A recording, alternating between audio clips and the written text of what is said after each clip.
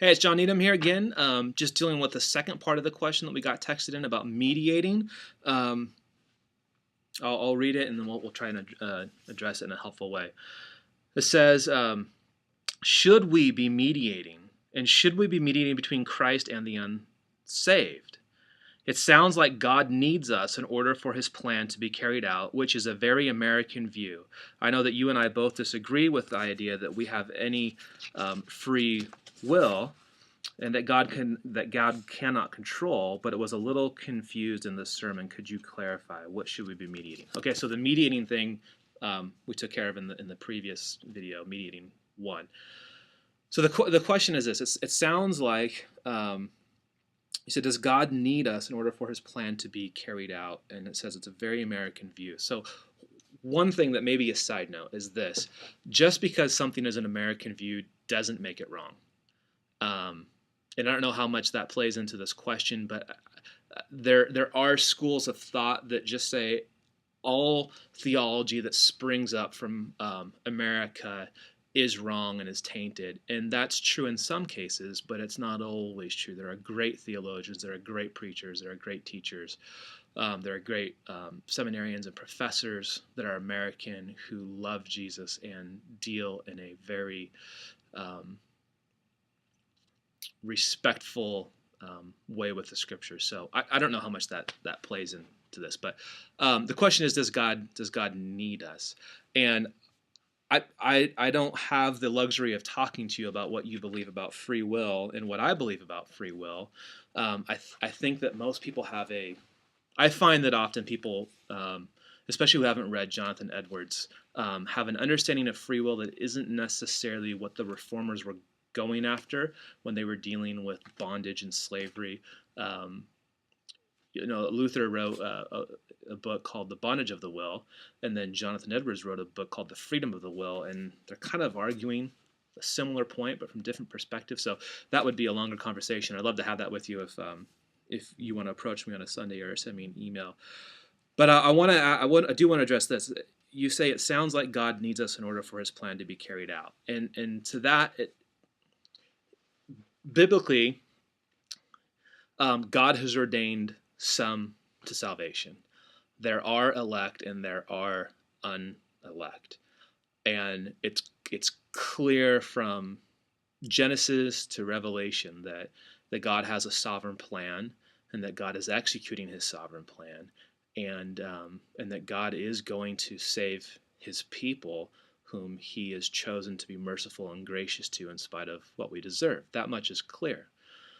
There are some that sometimes get called hyper-Calvinist who would say that because God has ordained some to be saved, then there's nothing that we must do. And that's simply not a biblical concept. Biblically, if you wanted to look at the Old Testament, you're going to see that John deals a lot with election, and then obviously Paul, since he wrote half of it, or almost half of it, deals a lot with God's sovereignty and election. And Paul says that God not only ordains some to salvation, but God also ordains the means by which they get saved. And so in Romans 9, you get what people call the golden chain of salvation, where Paul's saying that those he foreknew, that he chose, he elected them, he predestined them, and they would be justified and they would be glorified. And then in the next chapter, he's going to say, how can they believe in this gospel if they haven't heard it? And how can they hear it if somebody doesn't preach it to them? So in Romans 9, Paul says God is sovereign in election and in salvation. And in Romans 10, and people have to hear the gospel preached in order to be saved. And so those two things go together. God has ordained that his elect would be saved, and God has ordained the means by which they would be saved, and that is through the preaching of the gospel through the church. And so Paul's very, very clear. They have to hear, and the only way they hear is by somebody telling them, and so we must go and tell them. And the mission and evangelism and declaring the praises of the God who brought us out of darkness into light is not in contradiction with the doctrine of election whatsoever. In fact, what you'll see is, if you look at history, some of the great revivals were really sparked by men who really, really believed in election. And because they believed that God had chosen people, they gave themselves to God's mission and to evangelization because they knew it wasn't just up to them, that God was pursuing people, but at the same time that God was pursuing sinners through the church and through preachers and through evangelists. And so God has ordained our salvation, and God has ordained that salvation comes as the gospel is preached. He's ordained the ends and the means. And so, and you're going to find that Paul talks about washing his blood when he goes and he preaches the gospel. I think it's Acts 20. I could be wrong.